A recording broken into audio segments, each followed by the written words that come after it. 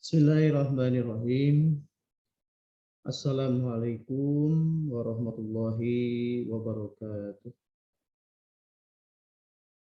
Selamat pagi teman-teman peserta kuliah di mata kuliah ilmu tasawuf. Alhamdulillah hari ini kita bisa bertemu di mata kuliah ini, dan kemarin di semester 1 ya, kita bertemu di mata kuliah praktikum bahasa Arab, dan di semester ini saya diamanahi untuk bersama-sama dengan Anda untuk mempelajari, mengkaji, dan berusaha untuk memahami selanjutnya, mudah-mudahan kita bisa mengamalkan ilmu tasawuf ya. Pada hari ini mohon maaf saya tidak bisa bersama-sama di kelas, walaupun kita sudah diperbolehkan untuk melakukan pembelajaran secara tatap muka offline, tapi karena saya ada tugas yang lain sehingga saya tidak bisa melaksanakan secara offline. Saya harap walaupun dengan menggunakan media yang lain, ini akan sama nilainya dengan kehadiran saya di kelas. Dan setiap komentar nanti yang Anda berikan di kolom komen ya, mungkin nanti Anda juga perlu subscribe gitu ya.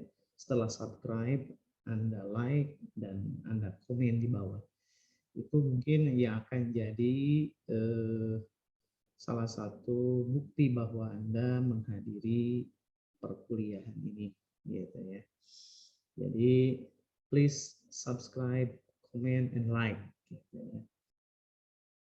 Di mata kuliah kita di ilmu tasawuf, pertama-tama kita akan mengkaji tentang apa itu tasawuf ya. Mungkin Anda sudah banyak yang mempelajari apa itu tasawuf ya, dan juga sudah mengamalkan gitu. Tapi ini saya berusaha untuk sama-sama kita mempelajari kembali, bukan bermaksud saya akan menggarami lautan gitu ya, karena Anda sudah pintar-pintar semua. Tapi ini kita flashback aja gitu ya, bagaimana tasawuf itu gitu ya. Secara lugawi atau apa istilahnya itu, etimologinya gitu ya, lugawinya, tasawuf itu sering dikonotasikan dengan ahlus sufah ya. Apa itu ahlus sufah? Ahlus sufah itu adalah ketika di zaman Nabi itu banyak orang yang selalu hidupnya berada di serambi masjid. Mereka tidak diam di rumahnya, tapi berdiam diri di serambi masjid, beribadah gitu ya. Dan jadilah gitu ya, kegiatan mereka itu disebut dengan ahlus sufah. Orang-orang yang senantiasa berdiam di serambi masjid ya, beribadah. Maka kesini gitu ya, mereka itu menjadi salah satu alasan kenapa penamaan ilmu tasawuf gitu ya. Juga tasawuf itu secara terminologinya gitu ya, secara etimologinya maaf, itu berasal juga dari kata sofaun. Sofaun itu kalau Anda tasrif dari sofa yasfu. So ini ya. Beda lagi kalau shifa gitu ya. Ashifa itu beda lagi gitu ya. Kalau pakai sya gitu. Kalau sofaun artinya bersih atau suci gitu ya. Maksudnya ini adalah orang-orang yang mempelajari tasawuf itu orang yang terus berusaha untuk membersihkan dirinya, hatinya supaya mencapai kesucian, kebersihan, gitu ya. Nah, itu juga tasawuf itu berasal dari kata sofun, gitu ya. Kita kenal kalau di masjid ada sof, gitu ya. Nah itu ya, sof. Apa itu sofun itu? Barisan. Kalau bahasa Sundanya jajaran, gitu ya. Nah, kenapa disebut sofun? Karena konon katanya para ahli sufi, ahli tasawuf di zaman dahulu itu adalah orang-orang yang selalu berada di garis depan, baik itu ketika melaksanakan sholat atau di medan-medan jihad yang lainnya, gitu ya. Maka berasal dari kata inilah terbentuk kata sufi, gitu ya. Nah, ada juga yang menamakan tasawuf itu berasal dari orang-orang yang berasal dari Bani Sufah. Siapa itu Bani Sufah? Bani Sufah itu adalah kelompok orang yang terkenal dengan kezuhudannya, gitu ya. Dan tasawuf juga itu dinisbahkan kepada istilah dalam bahasa Yunani yaitu Sophia, gitu ya. Apa itu Sophia? Sophia itu Saufi, gitu ya. Sophia itu adalah orang yang cinta kebijakan, gitu ya. Orang yang cinta hikmah, gitu ya. Maka dari paham inilah, gitu ya, karena para ulama sufi itu cenderung, gitu ya, mengambil kata-kata hikmah, gitu ya, mendambakan kecintaan, mahabbatullah, gitu. Maka konon katanya kata ini menjadi awal penamaan daripada tasawuf, gitu ya. Dan yang lebih terkenal, gitu ya, istilah sufi ini berasal dari suf. Apa itu suf? Suf itu adalah bulu wol. Nah, yang mana, gitu ya, bulu wol ini identik atau bulu domba ini dengan pakaian-pakaian para sufi dahulu, gitu ya. Bahkan menurut siapa, Al-Kalabazi, Asyuhrawardi, Al-Kushairi, gitu ya, cenderung bahwa tasawuf itu eh, istilah itu muncul dari kata suf ini, gitu ya. Nah, sementara menurut Barmawi Umari, gitu ya, salah seorang ulama dalam kajian ilmu tasawuf, menegaskan bahwa tasawuf itu sangat berkonotasi dengan istilah tasawwufar rajul. Apa itu tasawwufar rajul? Adalah artinya seorang laki-laki yang telah bertasawuf, gitu ya. Artinya seseorang itu, seorang laki-laki sudah pindah dari kehidupan biasa kepada kehidupan sufi, gitu ya. Nah, karena dia itu sudah memakai simbol-simbol seperti memakai bulu wol, gitu ya. Nah, artinya ya dari kemewahan menuju kesederhanaan, gitu ya. Gitu. Oke. Selanjutnya, nah, ada beberapa pengertian tasawuf secara istilahi atau terminologi, gitu ya. Di antaranya menurut Imam Ma'ruf Al-Karhi, beliau mengatakan bahwa tasawuf itu ialah mengambil hakikat dan putus asa terhadap apa yang ada di tangan makhluk, maka siapa yang tidak benar-benar fakir, dia tidak benar-benar bertasawuf. Jadi Ma'ruf Al-Karhi itu mengidentikan tasawuf itu dengan kefakiran, gitu ya. Jadi dia senantiasa mengharap apa yang ada di sisi Allah, tidak mengharap apa-apa yang ada di sisi makhluk. Kalau masih bergantung kepada makhluk, berarti dia belum benar-benar bertasawuf. Nah, sementara itu menurut Al-Misri, ia mengatakan bahwa sufi itu adalah orang yang tidak suka meminta dan tidak merasa susah karena ketiadaan. Gitu ya. Sudah putus menjadi orang yang peminta-minta. Gitu ya. Dan sudah la khaufun alaihim wa la hum yahzanun. Gitu ya. Kalau dalam ayatnya seperti itu. Dia itu la khaufun alaihim, sudah tidak ada ketakutan kalau tidak ada, gitu ya. Dan tidak pernah merasa senang, gitu ya. Gitunya. La khaufun alaihim wa la hum yahzanun, tidak merasa sedih gitu kalau kehilangan. Nah, itu ya. Dan sementara menurut Al-Junaidi, tasawuf itu adalah membersihkan hati dari apa yang mengganggu perasaan kebanyakan makhluk. Nah, kita kan sebagai makhluk sering khawatir, sering sedih, sering galau, gitu ya. Nah, sering tergantung kepada dunia. Al-Junaidi, tasawuf itu membersihkan semua ketergantungan kita kepada dunia, kepada makhluk. Kemudian menanggalkan pengaruh budi yang asalnya insting kita. Jadi seluruh hawa-hawa nafsu ditinggalkan, gitu ya. Kemudian apa-apa sifat-sifat yang menjadi kelemahan manusia kita hilangkan, kita padamkan, gitu ya.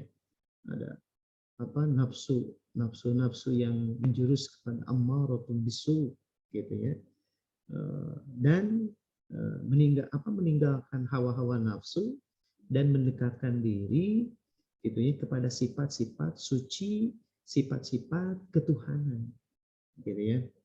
Walillahil asmaul husna, Allah itu punya nama, punya sifat-sifat, gitu ya. Rahman, Rahim, Malik, Kudus, Salam, gitu ya. Dan dia itu senantiasa mementingkan apa yang berada di sisi Allah. Senantiasa watawasau bil haqqi watawasau bisawab. Kemudian benar-benar memegang janji dengan Allah, gitu ya. Dengan tentunya mengikuti apa yang telah dicontohkan oleh Rasulullah Shallallahu Alaihi Wasallam. Ya.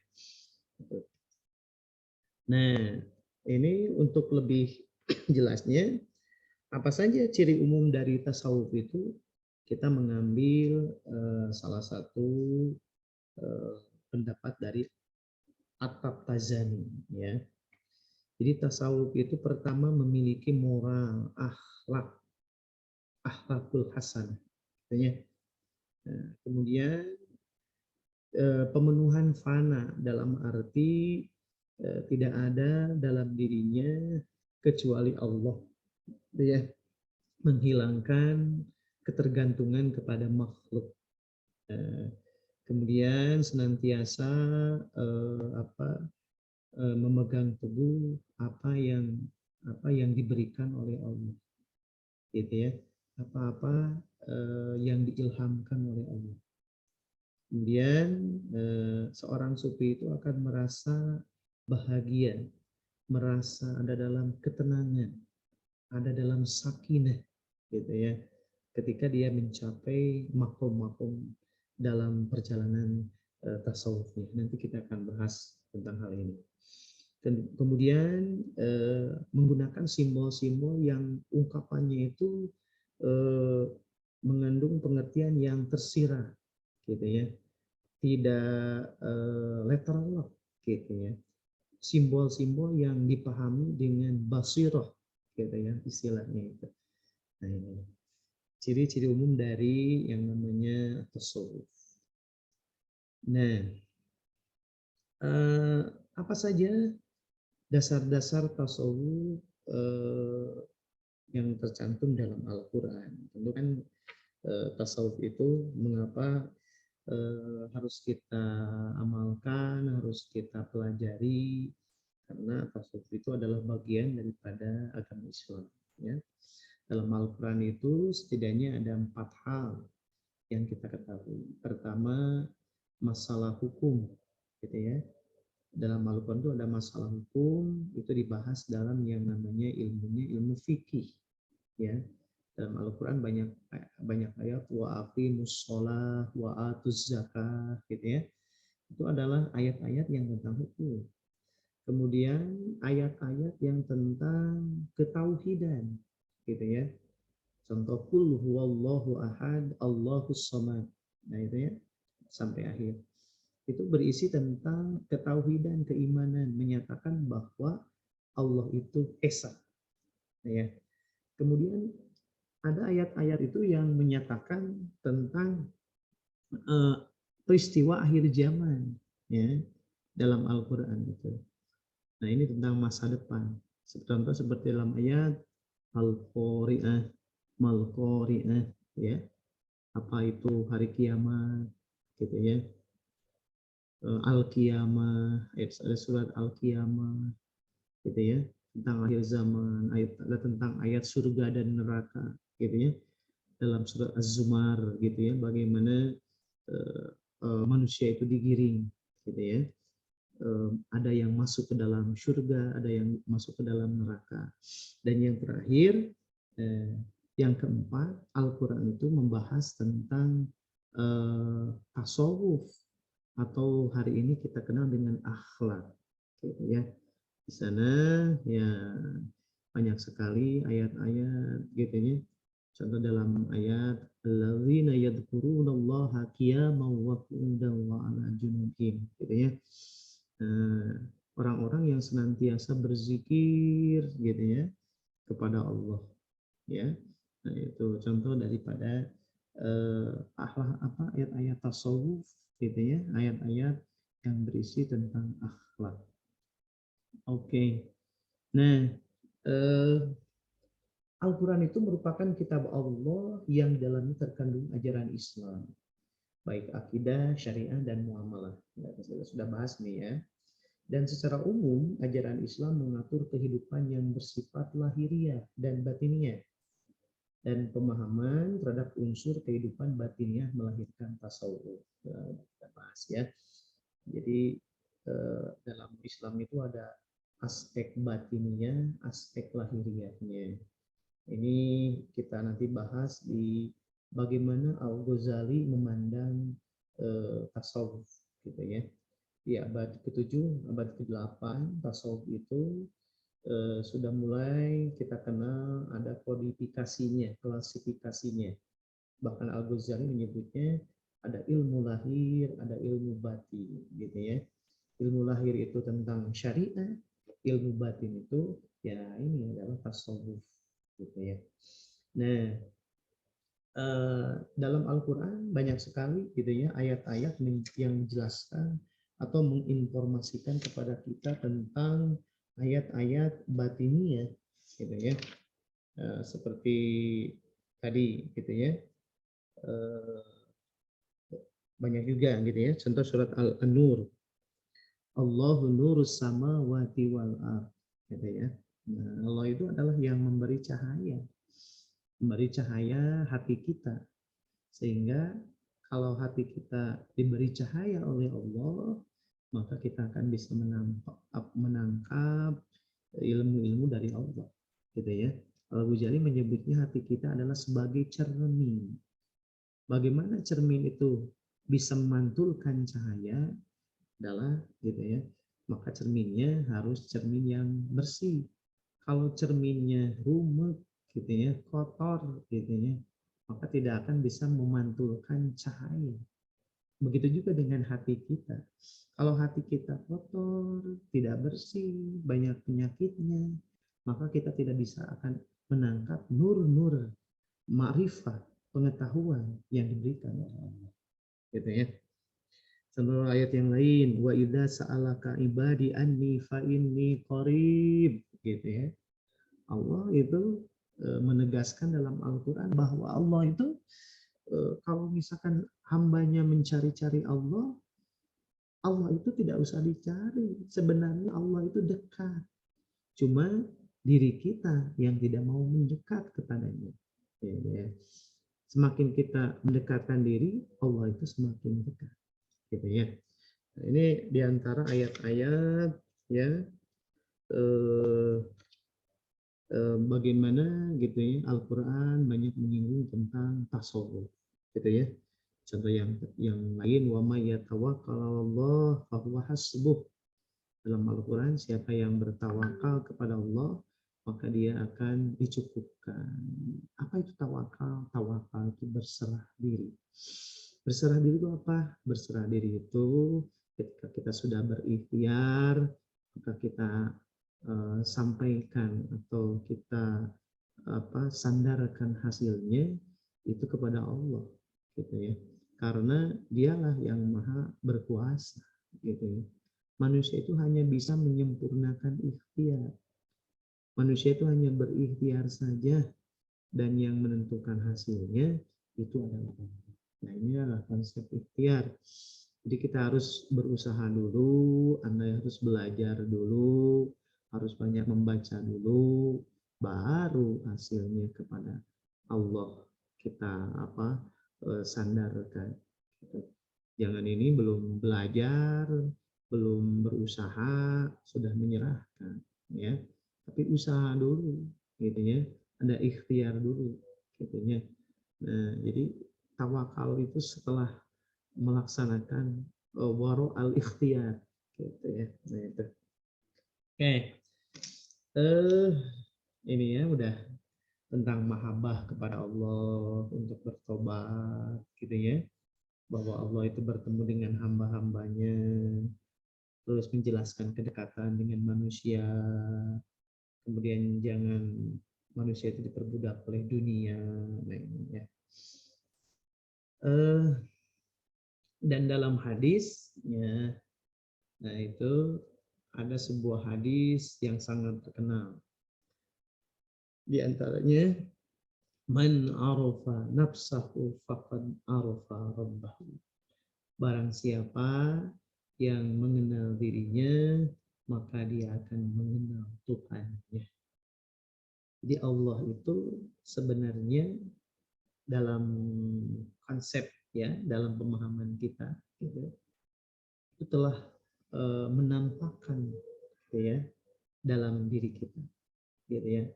Contoh, kita punya tangan, punya mulut gitu ya, punya mata. Ini semuanya adalah ciptaannya gitu ya. Kalau kita mengetahui, oh gitu ya, menyadari, oh, mengenal, kita tidak mungkin ada seperti ini kalau tidak ada yang menciptakan, gitu. Maha lembut, maha rahmannya Allah. Kenapa, gitu ya? Kepala ini disimpannya di atas, tidak di bawah, gitu ya. Kita bisa bisa apa? Istilahnya itu bisa memahami kalau misalkan kepala di bawah gitu ya, nah bagaimana kita bertemu dengan eh, bagian tubuh yang paling bawah yang suka mengeluarkan kotoran gitu ya. Tapi Allah ciptakan di atas gitu ya. Kemudian Allah itu menciptakan namanya hidung ya. Hidung itu kenapa lubangnya ke bawah gitu ya. Enggak ke atas gitu ya. Kita bisa bayangkan kalau misalkan lubang hidung itu di atas gitu ya, apa yang akan terjadi kalau hujan? Mungkin kita sudah kebanjiran gitu ya. Nah, itu gitu ya. Dengan kita memahami ciptaannya termasuk diri kita, maka kita akan mengenal bahwa Allah itu gitu ya, Rahman, Rahim gitu ya. Beliau yang berkuasa, beliau yang maha pengasih, yang maha penyayang gitu ya. Nah, itu pertemuan kita ya mengenai apa itu tasawuf ya. Nah, Mungkin saya cukup sekian saja ya dalam materi kita hari ini. Untuk tugas, silahkan Anda catat hasil perkuliahan hari ini, boleh Anda transkrip, kemudian Anda boleh menambahkan sesuai dengan apa yang Anda ketahui, dan hasil dari catatan Anda ini ditulis tangan, kemudian masukkan nanti di kolom tugas ya. Dan sekali lagi, tugas Anda ini akan sangat bermanfaat bagi nilai Anda nanti. Gitu ya. Jadi mohon ya untuk lebih memperhatikan tentang tugas-tugas ini ya. Oke teman-teman, saya cukupkan sekian. Mudah-mudahan minggu depan kita bisa bertemu ya. Mohon maaf saya tidak bisa hadir di kelas. Saya akhiri perkuliahan hari ini dengan bacaan hamdalah alhamdulillahirabbil alamin. Mohon maaf atas segala kekurangan. Assalamualaikum warahmatullahi wabarakatuh.